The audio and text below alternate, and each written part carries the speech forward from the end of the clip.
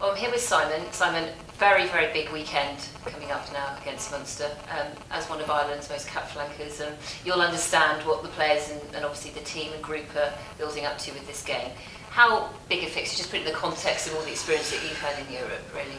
Yeah, considering our record over the last couple of seasons, it doesn't get any bigger. The next 2 weeks is going to be huge. We've given ourselves a great start in the competition, but it's only 2 games in, and game 3 and 4 are really where you can lose the competition. You can't win it at this stage, but you can certainly put yourselves out of contention. And winning on the weekend at home is vital. And then if we can do that, we can go to Munster and put the pressure back on them. We're in a great position. We've put ourselves in a great position, but as I said, we're only 2 games in, and the next 2 weeks will have a big bearing on who goes through this group. Was the performance and the result up at Northampton a surprise for you, or was it something? I mean, obviously it's in the planning, but I mean that group, very competitive group. When it was announced, you must be thinking this is a tough ball. Yeah, and I think you know, looking back, you'd say, well, you've got to win your home games and then pick up a couple of points away from home. To pick up 5 points away from home was obviously probably exceeded our expectation, but we going into the game, we felt like we could win the game.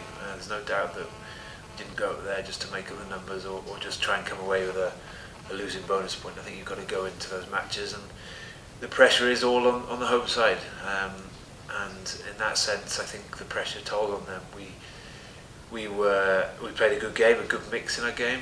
I don't think they played particularly well, but we lived off their mistakes. But that's what European rugby is about sometimes. You've got to take your chances, and we did that without doubt against Northampton.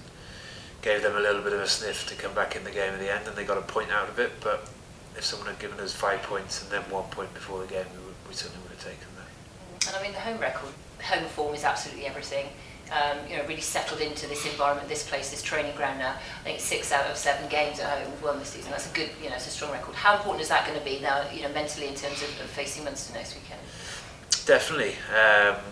We haven't had a great record against Munster, especially even at home and away. But the last time we beat them was at Easterby back in 2007. So in that sense, we have started to build up a bit of mentality here in Parc y Scarlets, and I think it's important we build momentum here. It's a place where sides don't enjoy coming to play, and it's a place where we enjoy playing and enjoy putting sides under pressure here. I'm sure it'll be a fantastic atmosphere. The crowd should hopefully be at capacity, and we need to then drive that home advantage and make sure that we get a result and a performance, because we probably have taken a little bit of time to adjust to this new environment, but it is starting to feel like home, and hopefully we can make sure that we get that result on the weekend and make sure that it is a home victory. I think the crowd is something like 10,000 at the moment, a week out.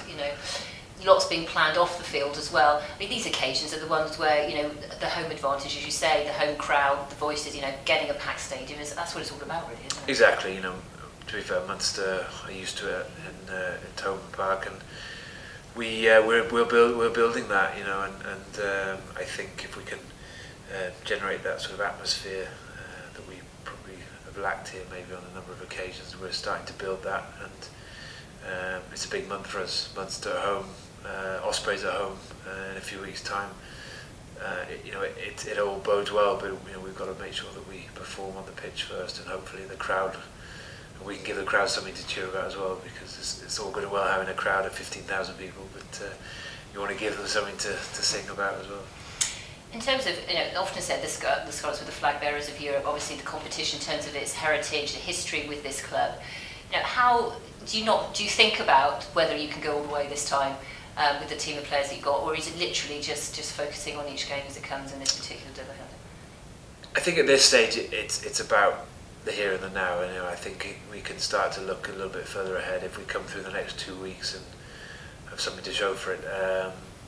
The competition is too strong to think too far ahead, but having said that, you look at the squad we've got, and on paper there's no reason why we couldn't compete against any sides in the competition. Building a little bit of momentum, having the confidence and the consistency in this competition, because it's broken up over a 2-week block, and then there's a break, and then another 2 week. But you've got to keep peaking for the group stages, and then after the group stages, it's knockout rugby, and we're good at that as well. So yes, you can look at our group and think it's tough, but also we look at the team we've got put together over the last couple of seasons, and it's starting to develop nicely. But that can all change in a couple of rounds, and these next 2 weeks are the key to this, to us progressing in this competition. It's been a strange season. I mean, this season, obviously, with a certain amount of disruption with the World Cup, and then obviously this extra international as well.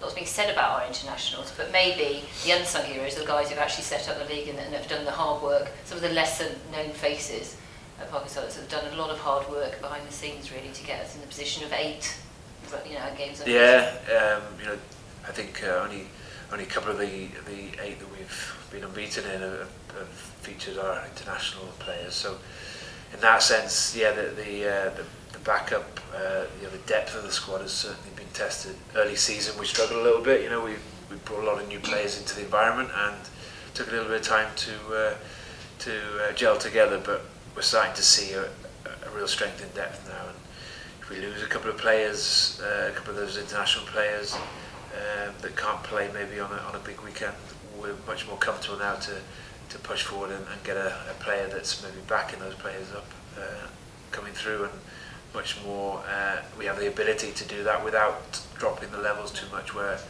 2 years ago we probably didn't have that luxury. A lot has been said as well about the Scarlets and how they're actually approaching their rugby. Obviously, everyone knows about the very attacking back line and the brand style, but there's also a sea change in terms of a more pragmatic approach. The game off, without the ball, and a lot of that is down to some of the work you do as defence coach. What sort of changed in terms of, or is it just a bringing together over the last couple of seasons?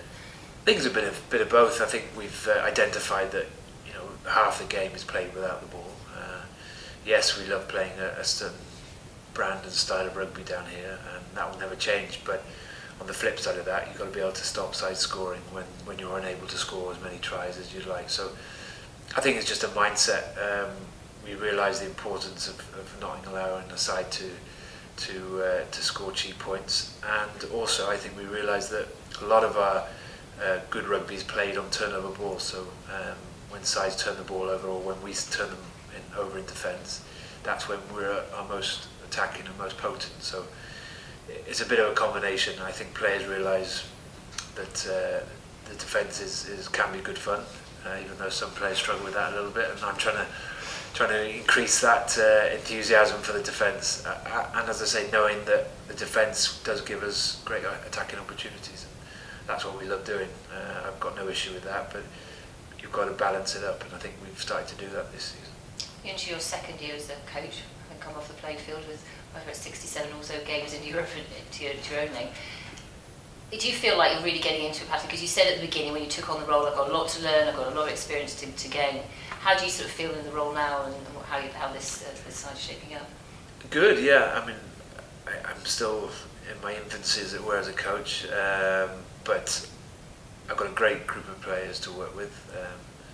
They're very responsive, very coachable, and as long as I can see some improvement week in, week out, and we're not going backwards every time we play, and not having to go over old ground all the time, then it's great. That's all I can ask as a coach. I've hopefully earned the respect of my peers when I was playing, and now it's important that I do that as a coach. I just try, as well as the other coaches, just try and give the players the best opportunity to go out on a weekend or a match day and perform, and that's partly down to my preparation, giving them the most information or the best information that I can do, and then it's been able to then hold back and sit back and not get too frustrated when they cross the white line. I can't do much about it, but it's learning to get that balance, and hopefully I'm getting there. And another landmark this weekend, because apparently somebody told me your book's out. So yeah, finally out on the shelves. No, it's I'm very fortunate. Lolva gave me the opportunity to write the book, and Alan Gibbard as well has been very patient with me, and it's a great chance for me just to air my views, opinions maybe a little bit, and also tell my story.